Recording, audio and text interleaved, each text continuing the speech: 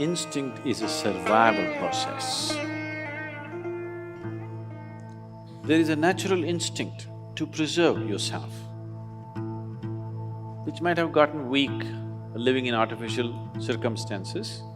But if you go back and again live in nature, within a short span of time, you will see there's a different level of instinct in you. So, instinct is a different aspect. Intuition is a different aspect. Instinct is a certain dimension of physical perception. Intuition is not perception. Intuition is just a different dimension of computing. Same information, logically 1, 2, 3, 4, 5 steps, intuition talk 1 step. That's all it is. So how to develop intuition? There are various methods.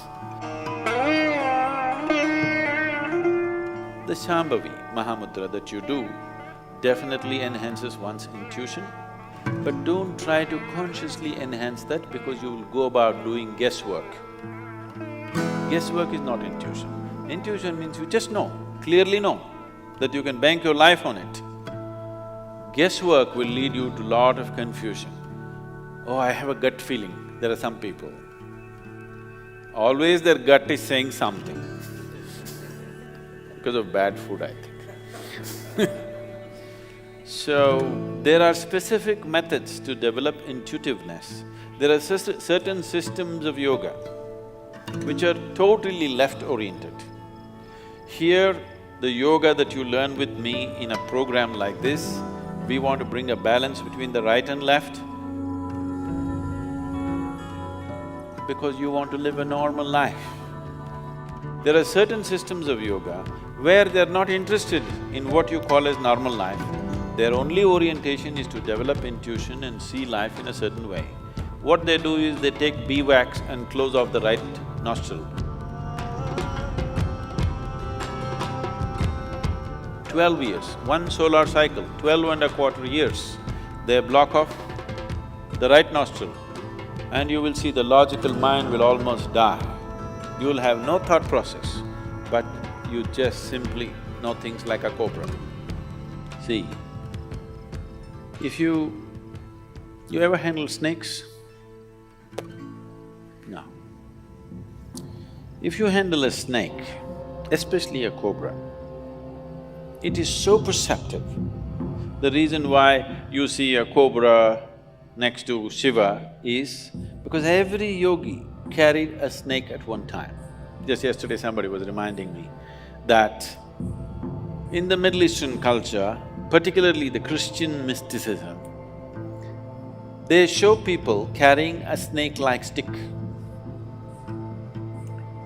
because they couldn't get cobras in Middle East.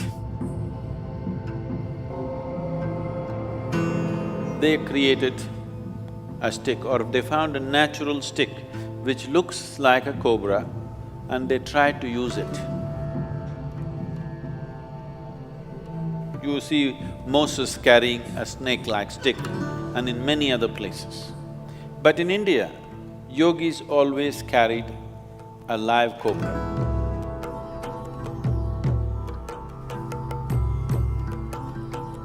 Because its perception is phenomenal. A cobra which is here in Chamundi Hill,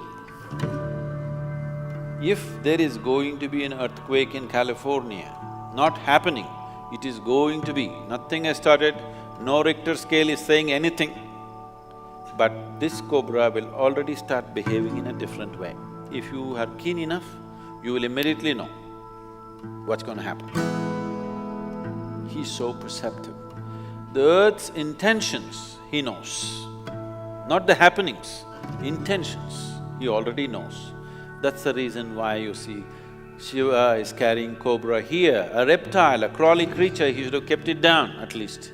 He carries it here because Shiva is making a statement, you are as good as me. He has 3 eyes, everything possible he's seeing, but he is telling, the cobra is as good as me. If you worship me, you have to worship him because he's as good as me, he sees as much as I see. So that's why the cobra became very significant. If you see a yogi with a cobra, not me. There are other kinds who are freaky.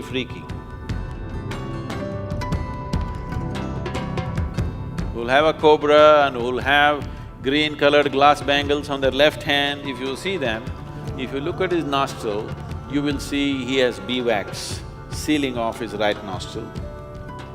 If you see that he doesn't have a beeswax, that means he is past his 12.25 year solar cycle and he is worth being with.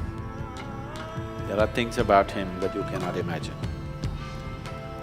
So, you cannot go that way. What you can do is, the simple practice of Shambhavi definitely opens up that dimension. But before you go into intuition, it's very important the logical dimension of your life is properly established. Otherwise, every fool who can't think straight will think he's intuitive. Yes, first establish the logical dimension of your life perfectly clear, then explore intuitiveness, it'll be fabulous. But without establishing logic, you try to walk into intuitiveness, you'll just go into a world of confusion.